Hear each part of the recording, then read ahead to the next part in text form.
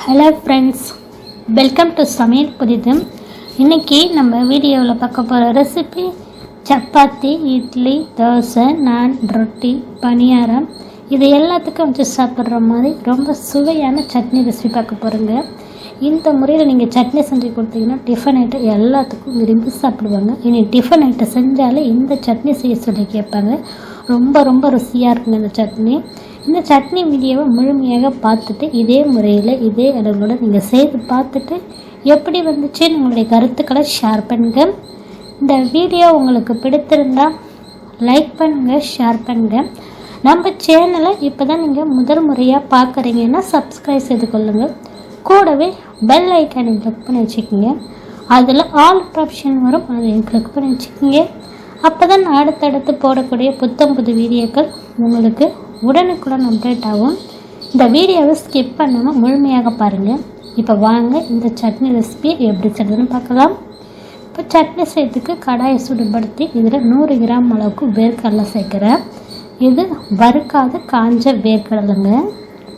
இப்போ வேர்க்கடலையை நல்லா ஒரு 3-4 நிமிஷத்துக்கு அடுப்பானதில் மிதமான தீயிலே வச்சுட்டு நல்லா செவந்து வரும், அந்த மாதிரி பக்குவம் வர அளவுக்கு நல்லா வறுத்து எடுத்துக்கலாம். இப்போ வேர்க்கடலை நல்லா செவந்ததும் தனியாக ஒரு பிளேட்டுக்கு இதை ஆற வச்சுக்கலாம். வேர்க்கடலுடைய தோலை நான் நீக்காமல் சட்னி அரைக்க போகிறேன். நீங்கள் தோலை நீக்கிறதுனா ஆறினதுக்கப்புறம் தோலை நீக்கி எடுத்துக்கோங்க. இப்போ அதே கடாயில் 1/2 டீஸ்பூன் எண்ணெய், 4 வரமிளகாய் காரத்துக்கு, 4 பூண்டு பற்கள் சேர்த்துருக்கேன். இப்போ அடுப்பு சிம்மில் வச்சுட்டு இதை வதக்கிக்கலாம். இது வதங்கினதுக்கப்புறம் தக்காளி பழம் 3 தக்காளி பழம் நல்ல பழுத்த பழமாக நாட்டு தக்காளியாக சேர்க்குறேன். தக்காளியை சேர்த்து ஒரு 3-4 நிமிஷத்துக்கு அடுப்பானல மிதமான தேயிலையை வச்சுட்டு வதக்கி எடுத்துக்கலாம். இப்போ தக்காளி, பூண்டு, மிளகாய் எல்லாமே நல்லா வதங்கிடுச்சுங்க. இதையும் தனியாக ஒரு பிளேட்டுக்கு மாற்றி ஆற வச்சுக்கலாம். இப்போ ஆற வச்ச வேர்க்கடலையே மிக்ஸி ஜாரில் சேர்த்துருக்கேன். நான் தோலை நீக்காமல் சேர்த்துருக்கேன். நீங்கள் தோல் பிடிக்கலாம் நீக்கிட்டு கூட சேர்த்துக்குங்க. இதோட ஒரு சின்ன நெல்லிக்காய் சைஸ் அளவுக்கு புளி சேர்த்துக்கலாம். இப்போ வதக்கி வச்ச தக்காளி, பூண்டு, மிளகாவே சேர்த்துக்கலாம். கொஞ்சமாக இதுக்கு தேவைக்கேற்ப 1/4 டீஸ்பூன் போல் உப்பு சேர்த்து கொஞ்சமாக தண்ணி சேர்த்து சட்னியை அரைச்சி எடுத்துகிட்டு வரலாங்க.